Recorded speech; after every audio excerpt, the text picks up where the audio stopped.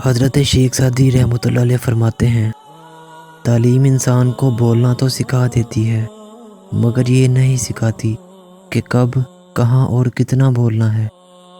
شیخ Saadi فرماتے ہیں، اگر چڑیوں میں اتحاد ہو جائے تو وہ شیر کی کھال اتار سکتی ہیں۔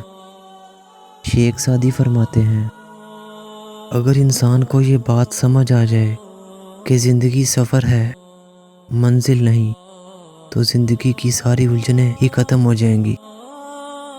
ایک بار شیخ سعدی اور ان کا بیٹا تہجد پڑھ رہے تھے۔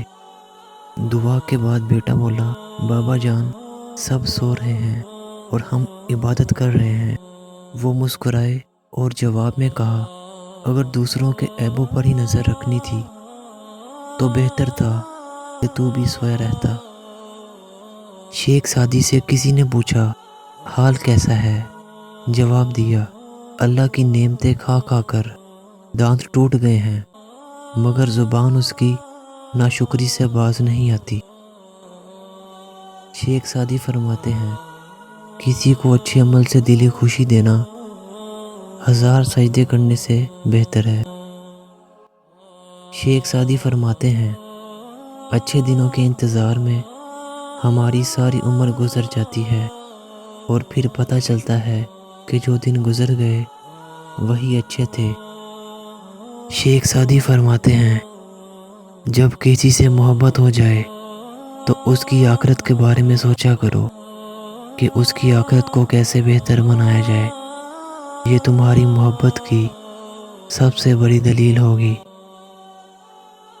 شیخ سعدی فرماتے ہیں، میں پوری زندگی 2 بندوں کو تلاش کرنے پر بھی تلاش نہ کر سکا۔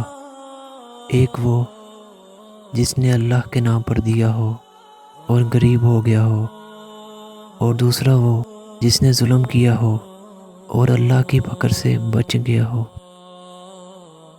شیخ سعدی فرماتے ہیں، میں خدا سے ڈرتا ہوں اور خدا کے بعد ان سے ڈرتا ہوں جو خدا سے نہیں ڈرتے۔ شیخ سعدی فرماتے ہیں، اپنے اخلاق کو پھول جیسا بنا لو اور کچھ نہیں تو پاس بیٹھنے والا خوشبو تو حاصل کرے گا۔ شیخ سعدی فرماتے ہیں، انسان بھی کیا شے ہے، دولت کمانے کے لیے اپنی صحت کھو دیتا ہے اور پھر صحت کو واپس پانے کے لیے اپنی دولت کھوتا ہے۔